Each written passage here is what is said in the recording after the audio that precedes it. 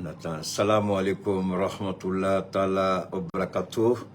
Nous sommes en duplex sur Facebook et YouTube pour décortiquer une fois de plus et ensemble l'actualité sociopolitique qui est dominée évidemment par la situation au Niger. Pourquoi tant de velléité? Pourquoi tant d'agressivité? Pourquoi tant d'empressement? Pourquoi cette organisation sous-régionale qui a pour vocation de veiller aux intérêts des peuples de la sous-région se livre à une attitude peu orthodoxe, une attitude peu catholique, une attitude qui n'a rien à voir avec le concept même du vivre ensemble, une attitude belliqueuse? Comment la CEDEAO peut se constituer en groupe terroriste pour terroriser les populations paisibles des États dans la sous-région? Salam alaikum rahmatullah ta'ala wa barakatuh. Gloire à Allah, béni soit Allah. Gloire à Allah, béni soit le prophète Mohammed sallallahu alayhi wa sallam. Gloire à Allah, béni soit le Seigneur notre Dieu. Gloire à Allah, béni soit le protecteur. Le Dieu de nos pères, le Dieu de nos ancêtres, l'éternel Allah subhanahu wa ta'ala, créateur des cieux et de la terre. Gloire à Allah, béni soit le Mali, béni soit le Burkina Faso, béni soit le Niger, béni soit la Guinée, béni soit le Grand Mali, le Maliba, le pays des hommes intègres et le pays de la, j'ai pas envie de dire de la viande séchée, mais c'est ça qui me vient à l'esprit, le Niger. Salam alaikum à tous. Salam alaikum à tous. Salam alaikum à toutes. Salam alaikum à tout le monde. Rahmatullah ta'ala wa barakatuh, que la paix de Allah sur chacun de vous et chacun de nous, qui nous guide, qui nous oriente, qui nous protège et nous préserve. Évidemment, aujourd'hui encore, nous rendons un hommage mérité, un hommage solennel à notre sponsor officiel qui est Ambicor de Fatmata Batulu Inyan. Merci à toi, grande dame au cœur, j'ai pas envie de dire au cœur d'argent, on va dire ok, tu exagères. Tous les superlatifs sont bons pour qualifier cette grande dame Fatmata Batulu. Tous les superlatifs sont bons, tellement elle est généreuse. Tous les superlatifs sont bons pour la décrire, pour la présenter. Mais nous allons nous limiter dans la modestie et humblement dire ce que nous pensons.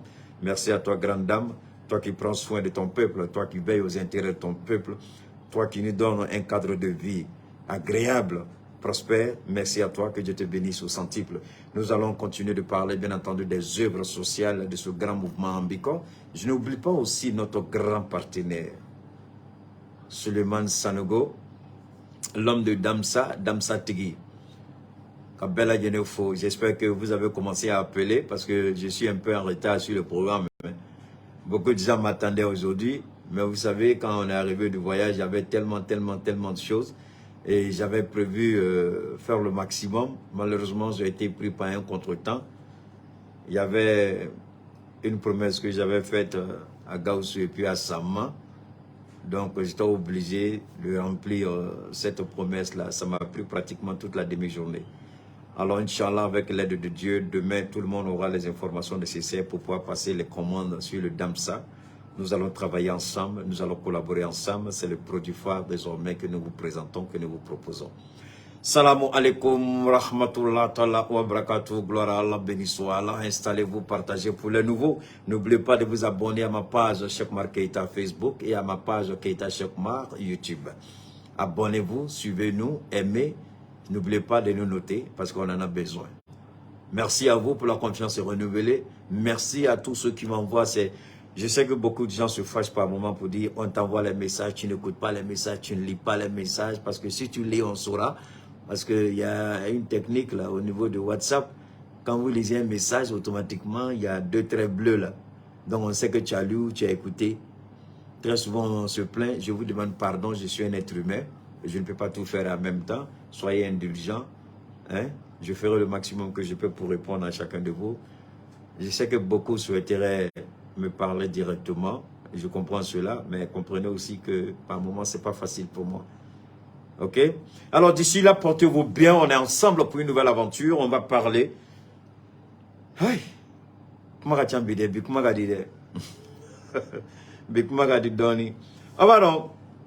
N'oubliez pas, partagez, je vous en prie. Au niveau de Facebook, je vous en prie.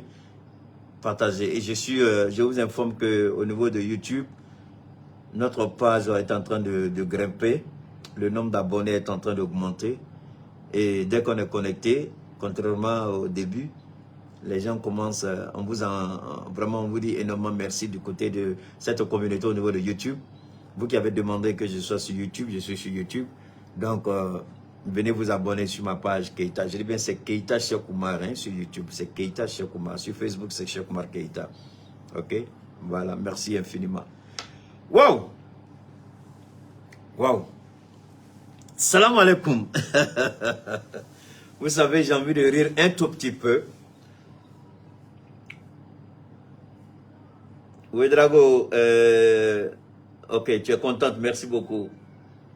Vous savez, il y a quelque chose d'extraordinaire qui est en train de se passer. Alors, la question à laquelle je voudrais inviter chacun de vous, hein, nous tous, hein, partagez, je vous en prie. Posons-nous une question simple. Posons-nous cette question simple. Je vous en prie, posons-nous cette question. Alors, demandons-nous. Comment le Gabon, hein, Gabon, soyez indulgents, hein, quand je commence à Bambara, arrêtez d'essayer de nous forcer à parler forcément en français, parce que dans tous les cas, on va le faire. Gabon, Oumar Bongo a Morochi Abdraman Tianima, Niger président Croix.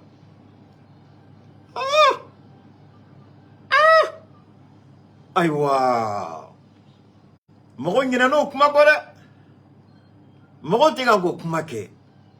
Comment se fait-il que Ali Bongo, qui est l'élève de la France-Afrique, qui est le complice de la France, aujourd'hui c'est Ali Bongo qui est le premier chef d'État dans le monde, à l'exception du Burkina, du Mali. Le premier, parce que le Mali, le Burkina, c'est normal, c'est une question de stratégie. Hein? Mais le Gabon, quand même, c'est en Afrique centrale. Gabon, Befo Frafina, Koundole. Ali Bongo de Morochi, en général, Belebelema. Kata faux. Mais donc maintenant, on se pose une question. Pourquoi Ali Bongo a fait ça?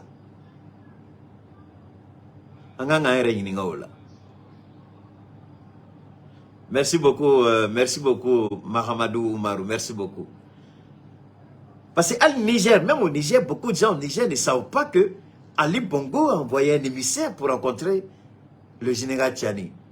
Mais pourquoi l'émissaire du Gabon est allé?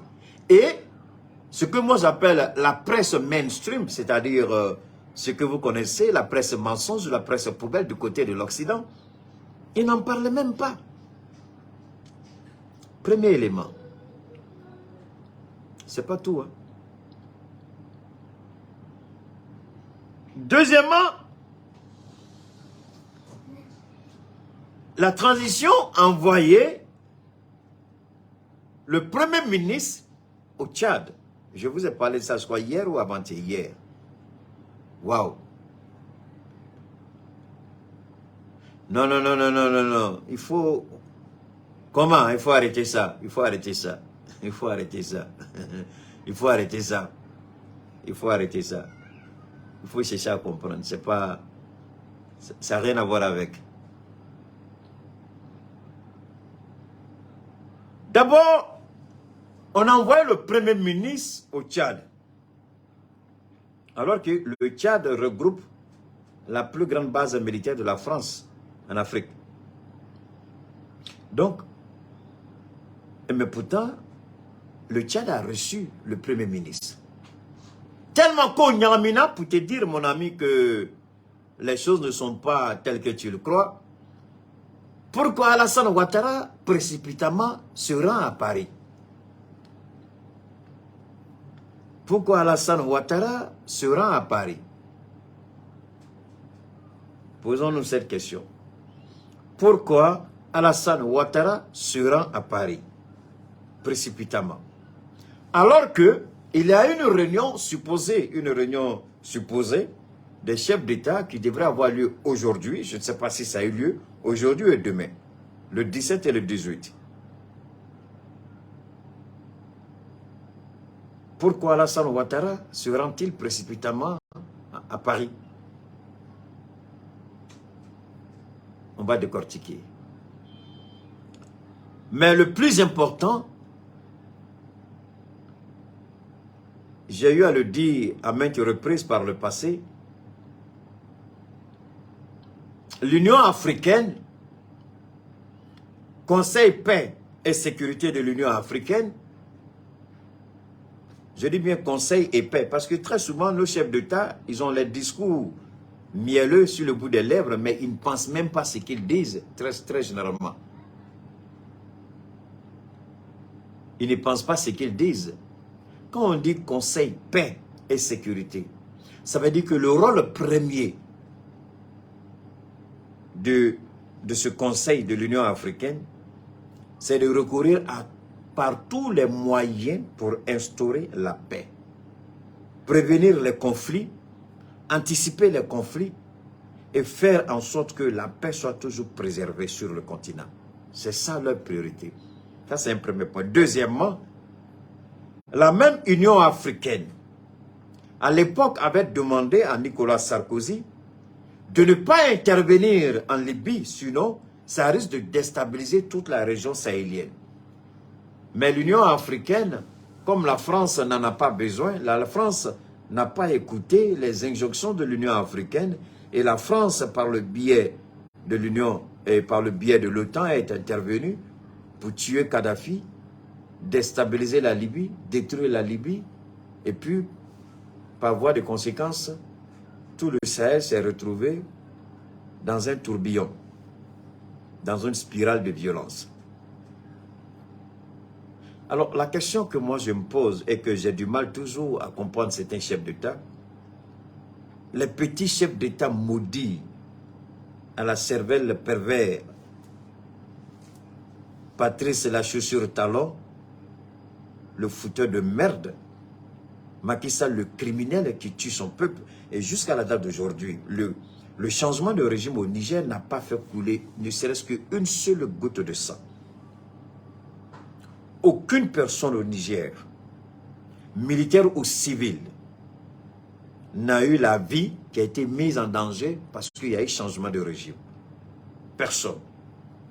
Mais regardez un pays comme le Sénégal, où on prétend qu'il y a la démocratie. Combien de Sénégalais sont tués? Combien croupissent en prison sans aucune forme de justice? Les droits sont bafoués. Ousmane Sonko a été maintenu dans un blocus. D'abord, il n'y avait aucun arrêté de justice, aucune décision de la Cour de justice. Légalement, rien ne justifiait le blocus de la résidence d'Ousmane Sonko à Dakar. Au vu ou au su de cette organisation de merde qu'on appelle CEDEAO, qui n'a jamais interpellé Macky Sall, parce que Macky Sall était dans son droit. Alors on appellerait cela, comment? Ingérence dans les affaires intérieures d'un État. Ingérence dans les affaires intérieures d'un État. Mais alors, quand ils interviennent au Niger, le renversement de régime au Niger n'a mis la sécurité nationale d'aucun pays en péril. Est-ce que le changement de pouvoir au Niger a mis en péril la sécurité nationale au Nigeria? Non. Au Bénin? Non. Alors d'où vient cette ingérence de cette organisation de merde qui ne joue pas son rôle? Donc, la vie d'un Sénégalais n'a aucune valeur, contrairement à la vie de Bazoum. La vie d'Ousmane Sonko n'a aucune valeur, contrairement à la vie de Bazoum. On peut tuer le peuple du Sénégal sans que la CEDEAO ne soit émue. Mais dès qu'on arrête Bazoum, la CEDEAO rentre en transe. La question qu'on doit se poser, et qu'on continuera de se poser certainement des centaines d'années à venir, Parce que la situation du Niger n'a pas encore livré tous ses secrets. La situation du Niger n'a pas encore révélé tout ce qu'on doit savoir. Et certainement, on ne connaîtra pas tout de notre vivant. Il y a bien d'autres choses qui seront cachées, qui seront peut-être à la lumière des années, qu'on va découvrir et comprendre. Je sais qu'il a admis, c'est pourquoi je n'en parle pas. Je sais qu'il a admis. Voilà une situation où on tue un peuple au vu et au su de cette organisation de merde. Ce n'est pas le problème de quelqu'un. Des Ivoiriens sont décapités par le criminel assassin Alassane Ouattara. Ce n'est pas un problème. Dès qu'il s'agit d'arrêter un président qui trahit son pays au profit de la France, il faut arrêter ce président parce que tout simplement, il met en péril les intérêts de la France. C'est pourquoi j'apprécie, j'ai partagé avec vous l'intervention du ministre des Forces armées, ministre de la Défense et des Anciens Combattants, le colonel Sadio Kamara, qui a interpellé la jeunesse africaine depuis la Russie, qui a lancé un appel depuis la Russie, qui a indexé la France depuis la Russie, qui a interpellé Alassane Ouattara, Patrick Talon, Macky Sall d'arrêter leur duplicité maladive et contagieuse. Leur attitude inconséquente et inconsciente. Il leur a dit d'arrêter. Ce que les gens n'ont pas compris et que je me plais toujours à vous le dire, les époques ont changé. Nous ne sommes plus ni en 1970, nous ne sommes plus en 1980, nous ne sommes plus en 1990, encore moins en 2000 ou 2010, nous sommes en 2023. En d'autres termes, les choses ont changé. En d'autres termes, les mentalités sont en train de prendre une certaine lumière pour sortir des ténèbres du mensonge. Et aujourd'hui, si l'Afrique aujourd'hui a cette prise de conscience collective, rendons gloire à Allah, remercions les réseaux sociaux qui aujourd'hui sont un facteur indéniable dans la prise de conscience de nos États. C'est parce que les réseaux sociaux me permettent de m'adresser à vous et à travers le monde entier. Même si Facebook essaie de nous serrer parce qu'on a compris que Keïta était une menace réelle. Donc, quand je dis une menace, ça veut dire que tous les plans qui vont sortir avec Keïta est là pour décortiquer et pour les mettre à nu. Donc, il faut serrer Keïta au maximum. Il faut restreindre sa visibilité au maximum. Vous pouvez le constater, vous savez que ce n'est pas le chiffre, mais nous faisons avec. Comme j'ai toujours dit aux gens, partagez, partagez, partagez. N'arrêtez pas de partager, c'est la seule façon de casser le verrou. Ça va prendre encore un petit temps, le temps qu'on retrouve notre audience normale, mais vous qui êtes là, il vous appartient de partager autant de fois et pomper le maximum de cœur pour que le verrou puisse sauter. Parce que seuls les cœurs vont les amener à comprendre qu'ils sont en train de commettre une injustice. Parce que par moments, ils réfléchissent bien. Mais s'il n'y a pas suffisamment de cœur et de partage, ils se diront que la décision qu'ils ont prise, certainement, c'est une bonne décision. Donc, la seule façon pour vous d'aider les autres, c'est de partager sans relâche.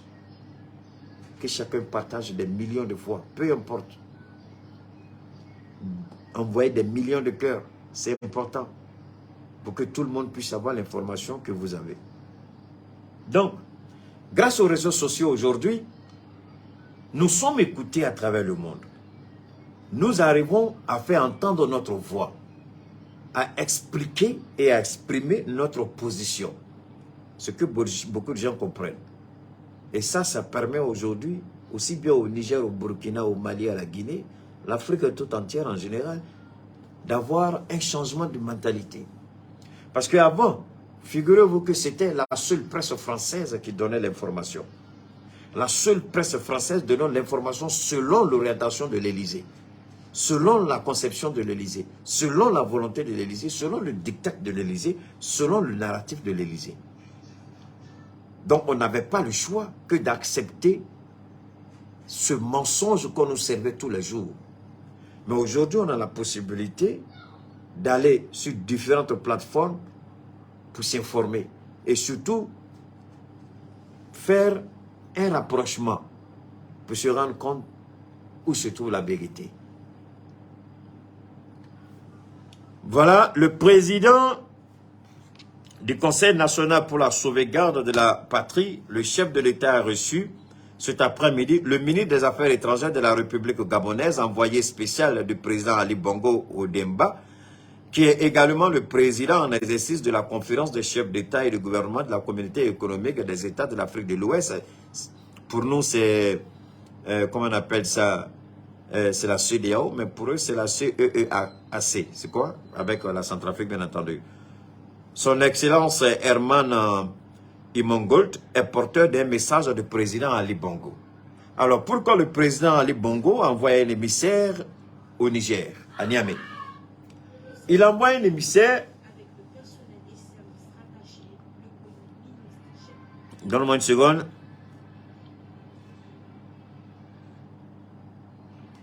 Alors, pourquoi le président Bongo envoie-t-il un émissaire au Niger? Quelqu'un a dit tout à l'heure dans un commentaire que peut-être que c'est un envoyé, peut-être que c'est la France qui veut passer par Bongo pour établir un canon. Non, mais attention. Est-ce que Bongo est assez stupide? Parce que Bongo, logiquement, aurait pu aller rencontrer le président du Nigeria. C'est pas ça? En tant que président de la communauté des États de l'Afrique centrale, il devait rencontrer son homologue, le président Tinubu, qui est le président de la communauté des États de l'Afrique de l'Ouest, pour s'enquérir de la réalité de ce qui prévaut réellement au Niger. Ce que logiquement aurait dû faire. Je dis bien ce que logiquement aurait dû faire Ali Bongo, en sa qualité de président de la communauté des États de l'Afrique centrale. Il collabore directement avec son homologue qui est le président du Nigeria. Mais pourquoi il ne passe pas par le Nigeria, il vient directement au Niger? On me dit c'est pour établir un contact. Mais attention, Ali Bongo, si il n'était pas président de la communauté des États et de l'Afrique centrale, je pourrais dire qu'il travaille pour la France. Mais aujourd'hui, ce n'est pas. Il est le président d'une organisation sous-régionale.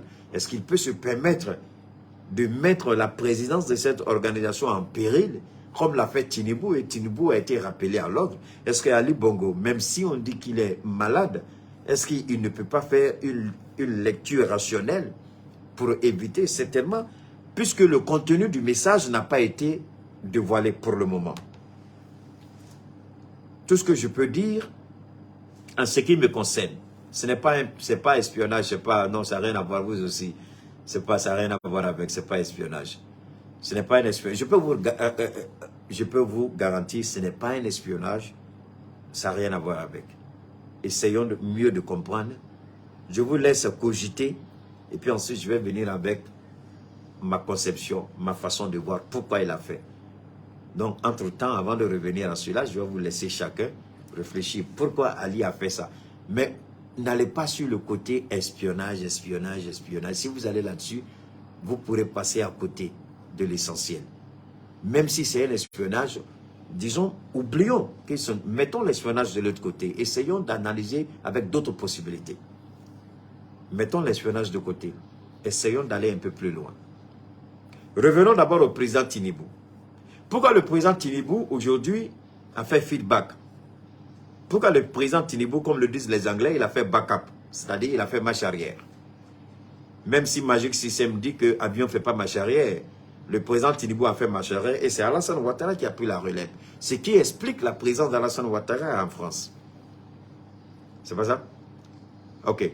Pourquoi le président Tinubu? Le président Tinubu, il a fait backup, il a fait un backup, c'est-à-dire il a fait marche arrière, pour la simple bonne raison,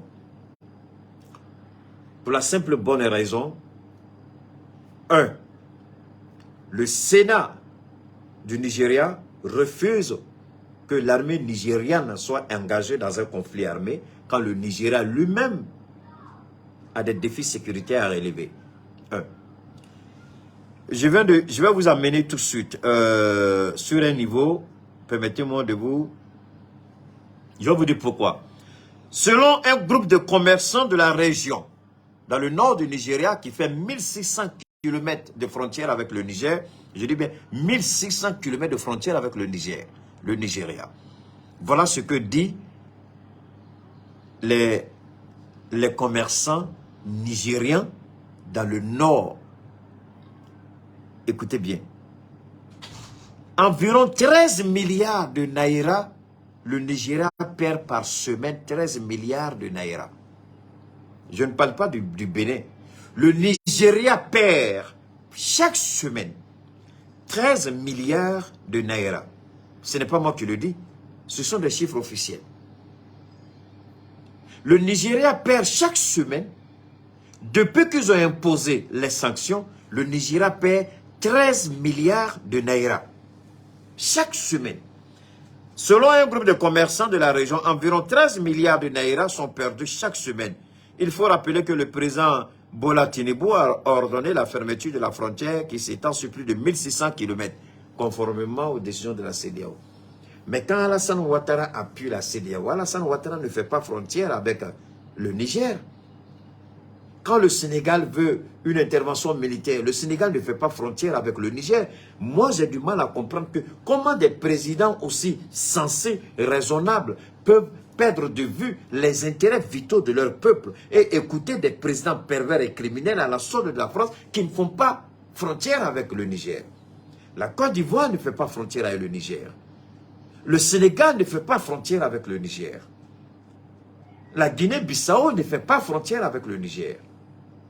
Mais comment le Bénin peut accepter une telle barbarie politique? Comment le Nigeria peut accepter de sacrifier son économie? Quelque chose qu'ils ont fait à l'époque avec le Mali, qui n'a pas marché. Moi, je me pose la question, comment Patrice, la chaussure du talon aussi idiot présent qu'il est, n'a pas tiré les leçons? Lorsque la Côte d'Ivoire avait fait imposer, le même criminel de Ouattara avait fait imposer ses sanctions contre le Mali, figurez-vous que dans la même période de 2022, le Mali est devenu le premier partenaire économique de la Côte d'Ivoire avec plus de 1000 milliards de bénéfices réalisés par l'État ivoirien. Je répète, lorsque, je vous en prie, continuez de partager. Ça commence à monter, mais partagez toujours. Partagez au maximum pour que ça monte.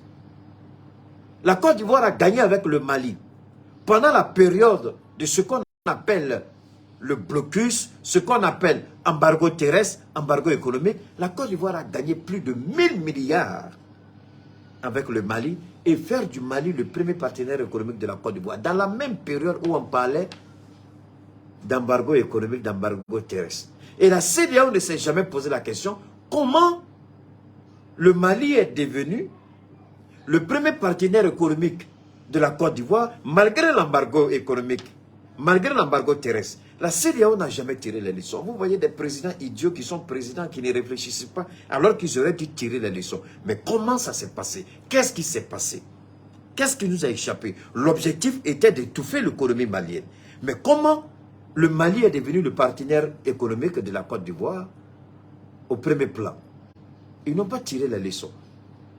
Alors que logiquement, avant de dire qu'on va imposer d'autres sanctions sur un autre pays qui a connu la même situation que le Mali, on aurait dû d'abord tirer les leçons. Mais les leçons, on n'a pas tiré les leçons. On n'a pas écouté. Parce que le Mali est devenu, je le répète, le premier partenaire économique. Et c'est moi, alhamdoulilah, gloire à Allah, c'est moi, Cheikh Oumar Keïta. Lorsque la Côte d'Ivoire a envoyé ses émissaires au Mali pour renforcer cette coopération,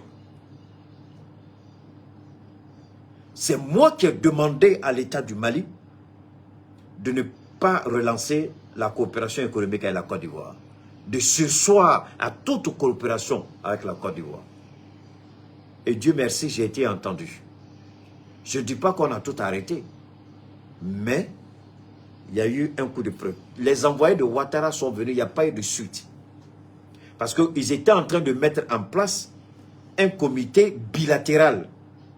Donc, incluant le Mali et la Côte d'Ivoire qui régulièrement devaient se revoir pour relancer cette coopération économique. Je suis sorti, j'ai dit au président Assimi Goïta, je suis contre. J'ai dit au ministre Abdoulaye Diop, je suis contre. Et je demande au nom du peuple malien qu'on arrête ça tout de suite. Et alhamdoulilah, je bénis Allah, le Mali a mis un terme à cette coopération. Et vous ne savez pas combien Alassane Ouattara me déteste pour avoir fait ça. Parce que la Côte d'Ivoire avait besoin de ça pour payer sa dette. C'est quand nous on a dit non, j'ai dit attention monsieur le président, la Côte d'Ivoire a besoin de nous pour payer sa dette. Les détournements de fonds, ils ont besoin de nous. Et c'est quand nous on a dit non que la Côte d'Ivoire allait négocier avec le Fonds monétaire international, la Banque mondiale, pour payer les dettes que la Côte d'Ivoire a contractées. Alors si quelqu'un comme moi, dans mon petit coin, j'arrive à faire ça, je vous en prie, peuple du Niger, je sais de quoi je parle. La CEDEAO, c'est une bande d'irresponsables et d'inconscients qui ne tirent jamais. Il faut toujours tirer les leçons d'une situation. Dieu nous dit, ce qui ne te tue pas doit te rendre fort. Tirez toujours les leçons d'une situation. Et la CEDEAO n'a pas tiré les leçons. Le Bénin n'a pas tiré les leçons. Le Nigeria n'a pas tiré les leçons. Et ils ont voulu faire la même chose. Parce qu'ils se sont dit, si le Mali a fait, mais ils ont oublié une chose. Nous, on a dit, on ne veut plus de la Côte d'Ivoire, on ne veut plus du Sénégal. On travaille désormais avec la Guinée. Et alhamdoulilah, pour le moment, on ne dit pas que c'est facile, mais on est en train de mettre les éléments du puzzle doucement, doucement, jusqu'à constituer ce que nous on veut. Alors, on a fermé la frontière, mais le Nigeria est en train de perdre 13 milliards. Je dis, mais 13 milliards de naira par semaine.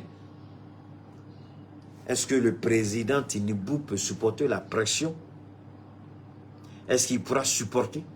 Ça, c'était le deuxième point. Le Sénat a dit non. Le plan économique, ce serait un désastre. Donc, on n'a pas commencé une invasion ou une attaque ou, selon eux, une force militaire, une opération militaire n'a pas commencé. Le pays perd déjà, dans le Nord, on perd déjà 13 milliards de naira par semaine. Alors, quelle opération militaire vous voulez lancer au Niger pour que cela ne soit pas un scandale économique au Nigeria?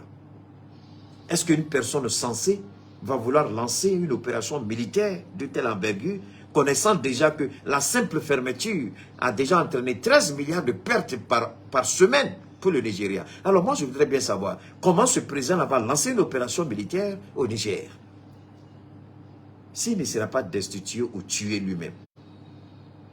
Mais j'ai écouté quelque chose, vous savez, quand nous on parle, c'est pourquoi je dis aux gens, quand vous ne connaissez pas Keïta, faites beaucoup attention, parce que Keïta, c'est Dieu qui m'a établi dans ce que je fais.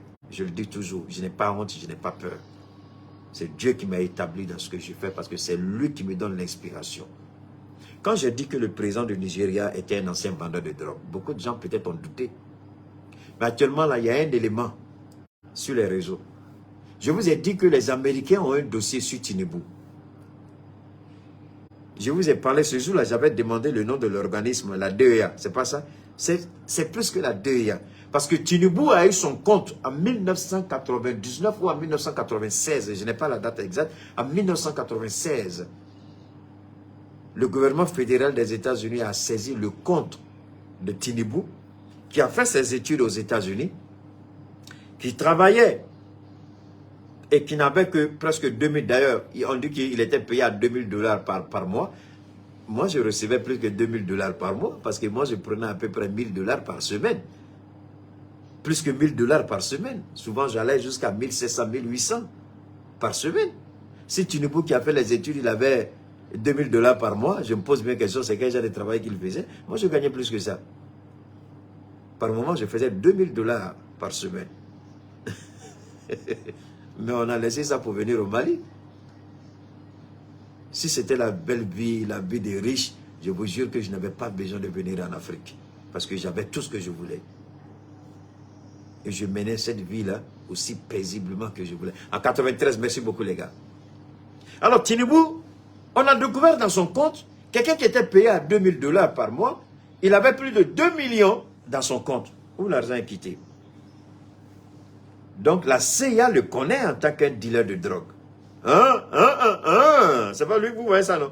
C'est lui. Donc, on lui a dit, mon ami, Les Américains lui ont dit, c'est vrai, on a un dossier sur toi, mais bas la tête parce que nous, on a des intérêts au Niger. On a des intérêts au Niger. Et si tu fais une intervention, on va sortir les documents sur toi, tu seras destitué tout de suite. On va lancer un mandat d'arrêt contre toi. Tinubu a mis bas la tête tout de suite.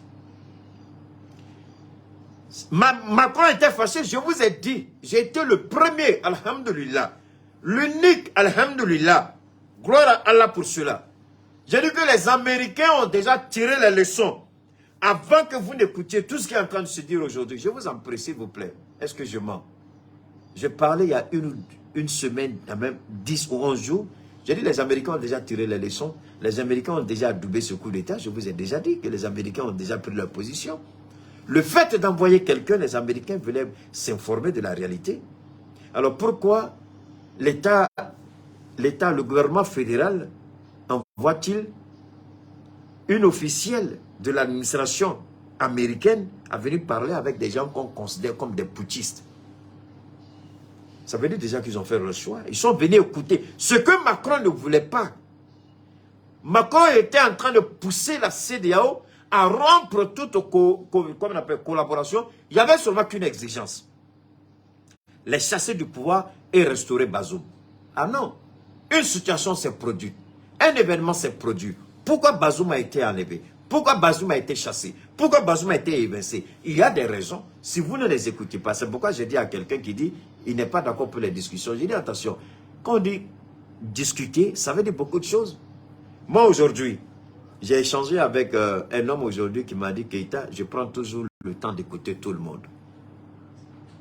Il faut écouter. Ce n'est pas une seule version qui permet de tirer. Quand tu écoutes une seule personne et puis tu dis c'est fini. Tu écoutes une seule personne et puis tu prends. Mais tu es fou. Toi-même là, puis tu dis que tu connais Dieu.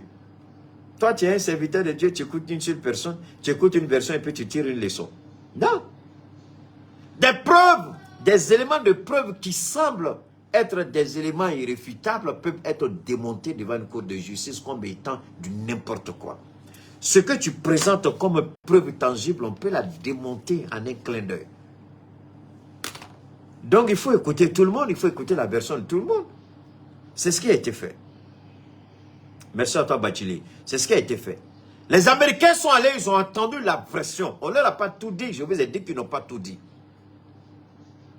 Je vous ai dit que les Américains, on leur a dit seulement un peu. Et on leur a dit que votre partenaire, là, il n'est pas fiable. Dès l'instant où les Américains ont dit, ils savent ce qu'ils font et ce ne sera pas facile. Ils ont une idée nette de ce qu'ils veulent. Ça veut dire que les Américains ont entendu la vérité. Vous vous rappelez, je vous ai dit ça. Et c'est pourquoi les Américains, la France dit qu'elle est fâchée que les Américains sont en train de négocier dans leur dos. Mais la France n'a rien compris. Les Américains veillent toujours aux intérêts des Américains. Mais les Américains ne vont jamais engager. Les Américains ont tiré les leçons de ce qui s'est passé en Afghanistan, en Syrie, parce qu'ils savent qu'en Syrie, ils ont perdu face à la Russie. Ils savent que malgré le soutien massif à l'Arabie Saoudite est en train d'échouer au Yémen.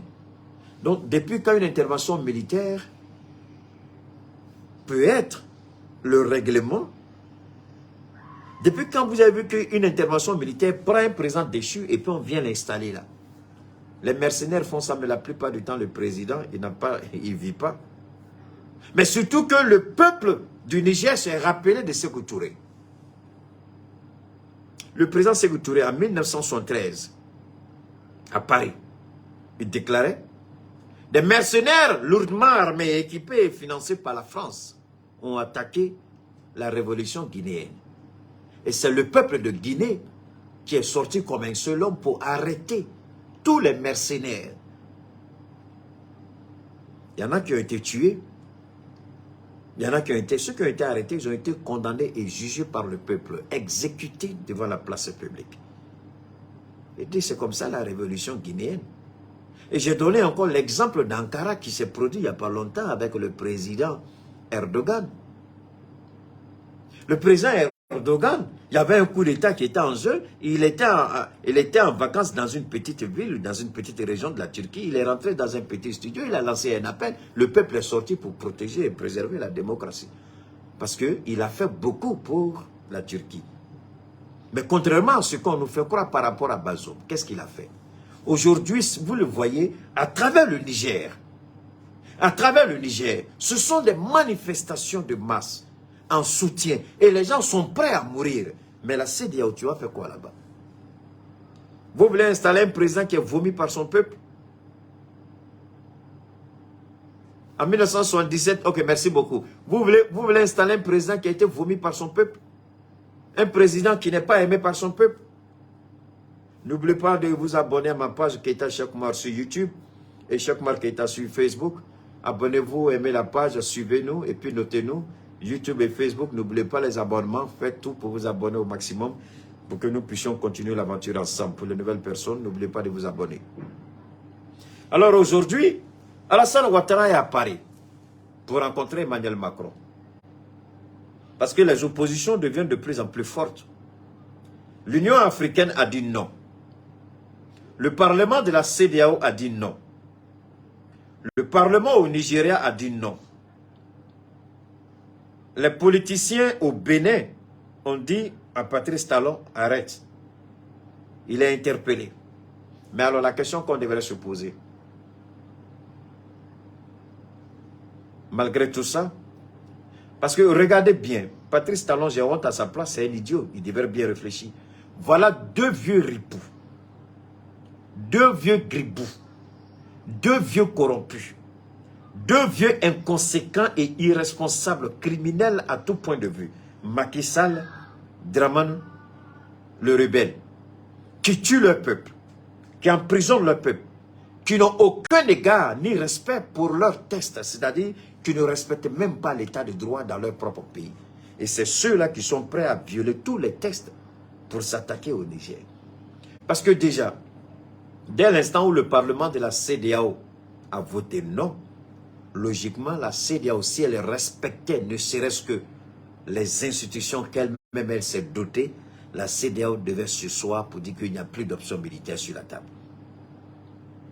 Partagez, je vous en prie. N'oubliez pas.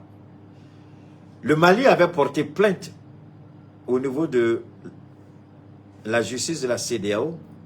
Le Mali a gagné le procès contre l'UMOA, contre la BCAO, contre la CEDEAO. Mais la CEDEAO a refusé. Alassane Ouattara, le criminel, l'assassin qui n'a aucun respect pour les tests. Ce monsieur-là, il n'a jamais respecté les tests. Il n'a jamais honoré les tests. Mais alors, je vais vous surprendre. Voilà. Je vais vous lire quelque chose d'Alassane Ouattara qui va vous surprendre. C'était pareil en 2011. C'est le même Alassane Ouattara qui, avec la même Union européenne, avait décidé de l'embargo sur les médicaments en Côte d'Ivoire. On parle beaucoup de civils tués dans les violences pendant la crise ivoirienne de cette année-là, mais on parle peu de ceux qui ont été indirectement tués dans les hôpitaux faute de traitement disponible. Qu'est-ce que j'ai dit la dernière fois par rapport à la rupture d'électricité que le Nigeria a fait? Des femmes étaient en travail, des enfants qu'on opérait. Combien de personnes étaient allongées sur les tables d'opération et qui ont perdu la vie et qu'on n'en parle pas pour le moment?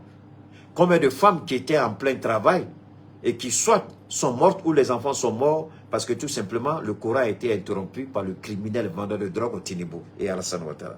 Ça pour le moment on n'en parle pas. C'est pourquoi je vous ai dit, le Niger a beaucoup de secrets qu'on n'a pas encore tout dit. J'ai commencé mon direct avec ça. Il y a plein de secrets qu'on n'a pas encore dévoilés. Il y a plein de choses, même la crise ivoirienne de 2011, on n'a pas encore tout dit. Et Soro Guillaume lui-même il a dit, j'irai avec un certain secret dans ma tombe. Donc on ne saura pratiquement pas tout sur ce qui s'est passé réellement en Côte d'Ivoire.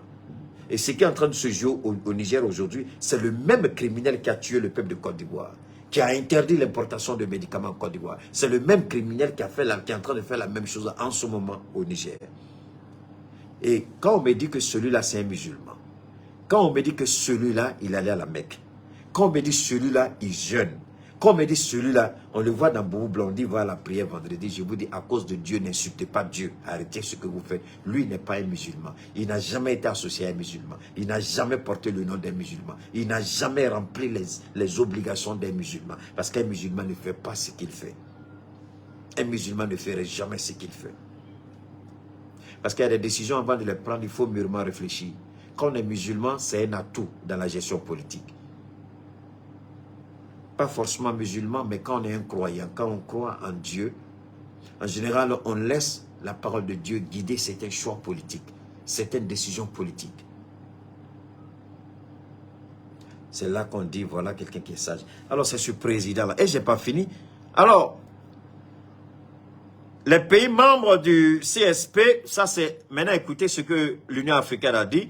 Les pays membres du Conseil de sécurité et paix négocient depuis le 14 août les termes exacts d'un communiqué final parce que jusqu'à la date d'aujourd'hui, on n'a pas pu encore faire un communiqué final. On n'a pas pu faire un communiqué. L'Union africaine n'a pas pu produire un communiqué tellement les divergences sont grandes, tellement les oppositions sont énormes, tellement les fossés qui les séparent sont énormes. Parce qu'en fait, la CEDEAO voulait que l'Union africaine lui donne carte blanche pour tuer et massacrer le peuple du Niger. Ce qui est peu probable. Parce que moi, je vous jure, les prières qui sont en train d'être faites, les invocations qui sont en train d'être faites, au nom de tout ce qui m'est cher, Allah est témoin. Si les soldats de la CEDEAO rentrent au Niger, billah, c'est leur cimetière. Ils ne sortent plus. Tous ceux qui vont rentrer ne sortiront pas vivants. Même s'ils sortent, ils vont sortir fous. Ils ne seront plus jamais pareils. S'ils rentrent au Niger, les rescapés qui vont sortir, ils ne seront jamais, jamais des hommes normaux. Ils ne savent pas ce qui est en train d'être fait au Niger. Ils ne savent pas quel genre d'invocation les gens sont en train de faire au Niger. Moi, je ne suis pas le rationaliste qui rejette du revers de la main, les éléments métaphysiques, ce qui dépasse la compréhension humaine, ce qui est au-delà de l'entendement humain. Ça, je ne suis pas celui qui refuse, j'accepte et puis je le reconnais. Il y a des forces mystiques qui dépassent notre entendement. Dieu même a donné ce pouvoir-là à ces forces mystiques. Et Dieu ne se contredira pas. Donc, si vous rentrez au Niger, vous les petits militaires qui vous pamanez dans les rues, là, je vous jure que vos parents ne vous reconnaîtront pas. Parce que soit vous deviendrez fou, soit vous serez irrécupérable. Dans tous les cas, vous serez irrécupérable. Soit vous mourrez, soit vous devenez fou. Vous n'allez pas rentrer au Niger et puis sortir sain et sauf. Ce n'est pas possible. Ce qui est en train de se faire au Mali, au Burkina et puis au Niger, billahi, vous rentrez, c'est Dieu seul qui sait ce que vous allez devenir. Alors donc, au niveau du Conseil de paix, les gens refusent, il n'y a pas d'accord. Donc, Alassane est à Paris pour dire à Emmanuel Macron qu'il n'y a pas d'accord, il n'y a pas de possibilité. Si la CEDEAO veut aller contre les tests, contre certaines décisions, la CEDEAO va à sa chute. Parce que la détermination est grande, l'engagement est sans faille. On ne permettra plus à la France de venir s'immiscer dans nos affaires intérieures. On ne permettra plus à la France de dicter sa volonté et sa loi. Alors, voilà, je vais vous lire, voilà quelqu'un qui a fait une bêtise sur Alassane Ouattara. Écoutez, hein, je vais vous lire quelque chose qui va vous surprendre. La personne qui a écrit ça s'appelle, bon, peut-être que c'est un faux nom, je ne sais même pas. La personne se dit expert, consultant en communication et puis analyse politique. Je vous ai dit, tout le monde se donne des titres. Hein. En Afrique, ils se donnent tous. Parmi les leaders en vie dans le règlement de cette crise sous-régionale se trouve sans conteste le président ivoirien. Donc, on fait la talakou d'Alassane Ouattara ici. On est en train de vendre les mérites d'Alassane Ouattara. C'est pas ça? On va continuer. Alors, voilà ce qu'on dit. Parmi les leaders en vue du règlement de cette crise sous-régionale se trouve sans conteste le président ivoirien Alassane Ouattara. Il a affiché une nette fermeté face aux auteurs de ce coup d'État. Aussi, plusieurs intellectuels et personnes affirment ne pas comprendre ce durcissement de position du numéro 1 ivoirien alors qu'il devrait, selon eux, adopter une position moins extrême à raison de son âge avancé. En réalité, voilà maintenant ce que ce soi-disant expert en communication dit. En réalité, ces personnes ne comprennent pas sans doute les piliers de la gouvernance d'Ado, qui d'ailleurs constituent les facteurs clés du succès de celle-ci. D'abord, Alassane Ouattara était minable, il n'a aucun succès. En Côte d'Ivoire, il n'y a pas de succès. Ce n'est pas parce qu'on a construit 5 ponts, 3, 4 ponts, 3, 4, 5 ponts, 3, 4, 0 routes, 3, 4 les routes biodégradables. C'est ça? Les goudrons biodégradables, autant pour moi. Alors, on va écouter. Premièrement, Alassane Ouattara, un républicain convaincu. Ça, c'est ce qu'il disait. Mais on va aller avec un peu de dose, non? faire de la stabilité de l'État le préalable à son développement, la stabilité de l'État. Gardez ça en esprit, parce que je vais démonter tout à l'heure celui qui s'est dit qu'on expert. Hein? L'expert là, je vais le démonter tout de suite. Prenez vos tabourets. Bientôt, on fait la promotion de thé bonbon de Fatmata Batuli Nian. Bientôt, on va faire le thé bonbon. C'est ça, non? Donc, désormais, quand je commence mon direct, vous allez voir ma théière avec mon verre de thé, avec mon carton de thé. Donc, pendant qu'on parle, je bois le thé. Pendant qu'on fait le direct, hein, je bois le thé. C'est pas ça? On va faire très prochainement, Inch'Allah. Certainement pendant le week-end ou en début de semaine prochaine, on va commencer la promotion avec le thé de Fatmata Nian. Ok? On va publier, on va faire ça. Batili, il n'y a pas de problème, on va vous donner des thés aussi. Vous allez donner dans vos différents grains pour que les gens nous donnent leur idée. Alors, on va commencer. Écoutons. Celle-ci devrait reposer sur des institutions fortes et dont les règles de fonctionnement doivent régenter pleinement et sans demi-mesure le fonctionnement de l'État et de la vie en commun. Voilà des petits plaisantins qui se donnent des titres trébuchants, des titres grandiloquents, des titres bidons. Tonton T, mais ouais, des titres bidons, des analystes bidons, des réflexions bidons, des gens qui ne valent absolument rien. Alassane Ouattara, il veut répéter bêtement et sans réflexion l'attitude de Barack Obama. Barack Obama dit l'Afrique a besoin d'institutions fortes. À l'époque, Tétouli Bombo, voilà, c'est ça. À l'époque, j'ai dit au président Barack Obama, Mr. President, you made a big mistake. Ce n'est pas des institutions fortes dont on a besoin. On a besoin des hommes de conviction. Et d'ailleurs, aux États-Unis, ce sont les hommes de conviction qui font que les institutions deviennent fortes. Les institutions ne sont pas des machines qui fonctionnent d'elles-mêmes. Ce sont les hommes qui caractérisent les institutions. Si les hommes ne sont pas à la hauteur, si les hommes n'ont pas la fibre patriotique, si les hommes n'ont pas ce qu'on appelle la valeur morale incarnée, la dignité spirituelle, l'intelligibilité morale de comprendre comment fonctionne une institution, alors on ne peut pas parler d'institutions fortes. Alassane Ouattara est un rebelle. Alassane Ouattara a dit que le coup d'État de 1999 est une révolution populaire. Alassane Ouattara, s'il devait respecter les institutions, et si les institutions étaient fortes, il aurait dû accepter la proclamation du résultat fait par Yao Ndré, qui à l'époque était le président du Conseil constitutionnel de Côte d'Ivoire en 2010. Il n'a pas respecté la décision du Conseil constitutionnel. Il a contesté la publication officielle des résultats de l'élection présidentielle de 2010 faite par Yao Ndré. Alors comment il nous parle d'institutions fortes alors que lui-même et Nicolas Sarkozy ont bombardé le symbole le plus élevé de toutes les institutions, la présidence de la République.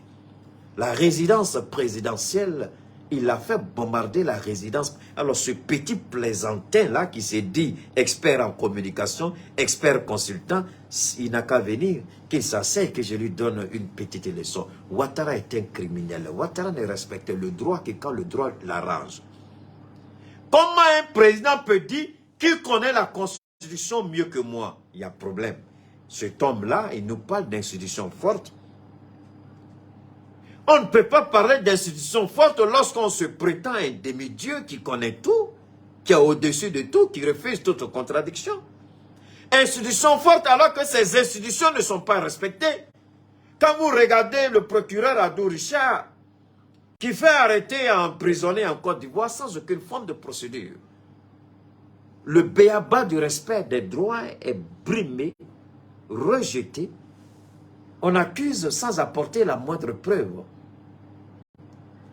On met en prison sans établir la culpabilité et de façon irréfutable.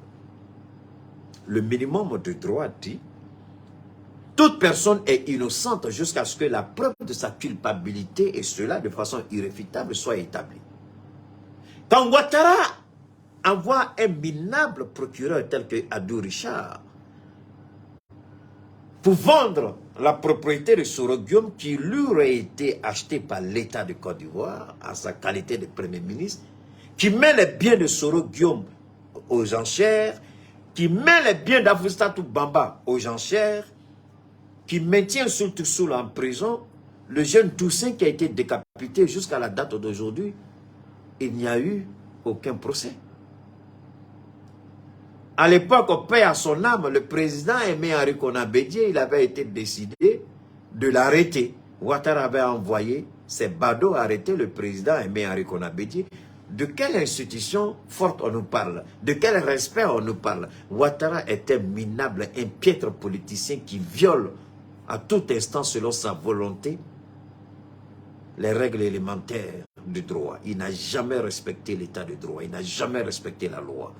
Un président qui viole la Constitution, un président qui se maintient, qui ment, qui manipule. L'article 183 disqualifie Alassane Ouattara. Mais il a tordu le cou à l'article 183. Et il a ignoré l'article 183 de la Constitution ivoirienne et il s'est proclamé. Qui connaît mieux cette Constitution que moi? Pauvre petit Alassane Ouattara, dictateur corrompu, à la sorte d'Emmanuel Macron, tu n'as rien saisi encore. La vie se résume en ceci. Un ancien spermatozoïde et un futur cadavre. Je répète, la vie se résume en ceci. Un ancien spermatozoïde et un futur cadavre, entre les deux l'usure du temps. Et Dieu est là, et Dieu va juger chacun selon les actes que nous posons. Est-ce que Ouattara, il a une claire conscience de cela? Menteur, corrompu, manipulateur. Peuple du Niger, vous avez le droit avec vous. Vous avez la vérité avec vous. Vous avez le soutien d'Allah subhanahu wa ta'ala. Restons dignes, peuple du Niger, parce qu'aujourd'hui, qu'on le dise, qu'on ne le dise pas, moi je me sens plus nigérien que jamais. Je suis plus nigérien que tout. Je suis du Niger et je me réclame du Niger. Je vous ai dit une chose, hein, ne croyez pas que je m'amuse. Hein. Je vous ai dit que je vais demander le passeport diplomatique de la Guinée. Je vais le faire, ne vous en faites pas. Je vais demander le passeport diplomatique du Burkina Faso. Je vais demander le passeport diplomatique maintenant du Niger. Parce que je suis citoyen de tous ces États. Par conviction, par racine. Je ne sais pas comment qualifier, en tout cas à tous les niveaux. Nous allons continuer à soutenir ce peuple digne. Ce n'est pas seuls qui vont mener ce combat. C'est ensemble que nous allons mener ce combat. Et par moment, quand vous menez ce combat, il est bon que vous soyez sur le terrain. Alors, comme je n'ai pas encore fait mes demandes de passeport diplomatique pour les 3 pays, j'attends. Au moins opportun, Inch'Allah, avec l'aide de Dieu. Quand j'aurai mes passeports, je vais vous les présenter. Je vais le faire, ne vous en faites pas, je vais le faire. Je ne dis pas qu'ils vont me donner forcément, mais je vais faire la demande. Je vais faire ma demande. Je vais aller à l'ambassade de Burkina, je fais la demande. Je vais à l'ambassade de la Guinée, je fais la demande. C'est un passeport diplomatique, ce n'est pas... C'est juste pour me sentir aussi citoyen de ce pays-là. Je veux me savoir citoyen de ce pays-là. C'est important pour nous. Et si nécessaire, j'aurais bien souhaité que l'Afrique ait un seul passeport, mais comme pour le moment, ce n'est pas le cas, les 3 pays, plus mon propre pays, j'aurai ces passeports-là. Je n'ai aucun problème pour avoir ces passeports. Et je veux avoir ces passeports. Avant d'avoir ces passeports, je vais rencontrer les ambassadeurs parce que, alhamdoulilah, aujourd'hui, il y a des endroits, quand j'arrive, je suis étonné de l'intérêt que les gens portent. C'est pourquoi quand certaines personnes veulent s'amuser avec l'État, je les regarde, je dis, tu ne sais pas à qui tu as fait, tu ferais mieux de rester dans ton petit coin pour ne pas que, souvent, on braque les projecteurs sur toi. Nous, on rend gloire à Allah, on bénit Allah. Donc, peuple du Niger, on est ensemble. Peuple du Niger, on mènera ce combat-là ensemble. Peuple du Niger, on vivra ce combat-là ensemble. Et la victoire, par la grâce de Allah, sera une victoire éclatante. Alassane Dramane Ouattara, Dieu seul sait comment gérer Alassane Ouattara et Dieu va le gérer au moment opportun. Dieu sait ce qu'il doit faire à Alassane Ouattara. Nous, on n'est pas pressés, moi je le dis, hein, on n'est pas pressés. Parce que Dieu va gérer Alassane Ouattara. Ça, c'est une certitude absolue. Dieu va le gérer. Dieu va le gérer et de la meilleure façon. Donc d'ici là, on va, avec l'aide de Dieu, on va commencer, on va, alhamdulillah, tout en rendant gloire à Allah, on va dire merci à chacun de vous. Merci infiniment. On va mettre le spot de notre partenaire, M. Souleymane Sanogo, Damsa Tigui, Sénéfoké.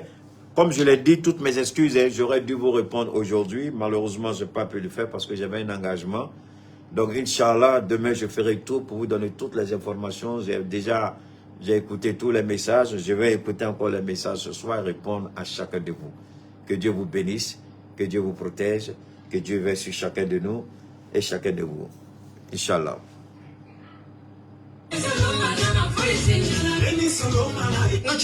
Isola ka bota ina tami ko ne ga musokoro bare fene ga sulu ne la ko musokoro na ko fere ka ta fura de nyine ka dama fura ndo ko damsa ne re taro fu damsa mi soro fa mo fa ko ge aka me shene fo ge ka fura de ma mu me fere nura fm na ko muso tiendo fura en kai ko so fura en to ko de ko damsa kabe ne fura en soro wati muna na fiara ne do bana dro meta dota ka damine mo julisira bela jile fura me boli a bela jile na mo ko be fle ne ro dumuni manga ine ro kuma etifili oma ne re de shine fo kai ay fen fo fura na abe fenke min ka juguni nimbe ngo dondola ne do ma do ya tirmuso shuka kene ka fura en ka kasa musoro wa ko ko ale danta de muso ka kono mi mbancho wala tuguni nga dara la dongile ay bidon kilesa o ko fa na bidon duru de sa sisa ne no kera tire ka sababu ke ala ne de frakel kama ala barka la bi ne ya e jawna nyemo ko sira ka papier ta ka di amana ga mago carte professionnel o tike ganza ne ko make koti don fray bana mana ki fara kolo fan o fan fe abe do ka sama ka bo fara kolo la e ki la fi aka ke ina fo ibolo choko damsa fra la ki kado o ko fe anye sega ke fra were la keren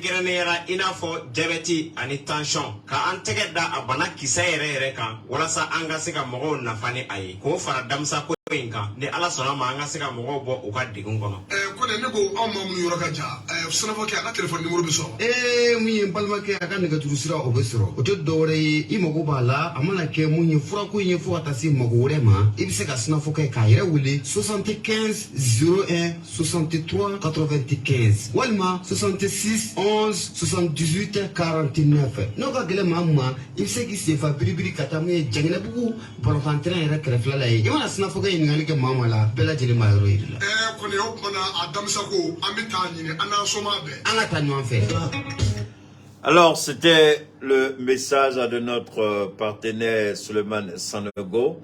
Pour ceux qui ont des problèmes de santé, quel que soit votre problème de santé, quelles que soient les difficultés auxquelles vous êtes confrontés, comme je l'ai dit, la qualité avec ce produit-ci, Damsa, c'est que chaque produit a une particularité spécifique. Pour ceux qui ont par exemple une insuffisance rénale, pour ceux qui ont des problèmes de kyste, par exemple, le traitement de l'insuffisance rénale n'est pas le même traitement que celui qui a des infections par exemple pulmonaires. Donc vous pouvez avoir une infection pulmonaire, une infection cardiaque, vous pouvez avoir des kystes ou des fibromes, vous pouvez avoir des trompes bouchées, vous pouvez avoir des problèmes d'ovulation, vous pouvez avoir des problèmes avec l'utérus, vous pouvez avoir des problèmes de prostate, vous pouvez avoir des problèmes au niveau des hommes, hein. C'est-à-dire que votre libido, il y a un petit souci à ce niveau, vous n'êtes pas compétent, c'est pas ce que vous voulez, vous venez vite.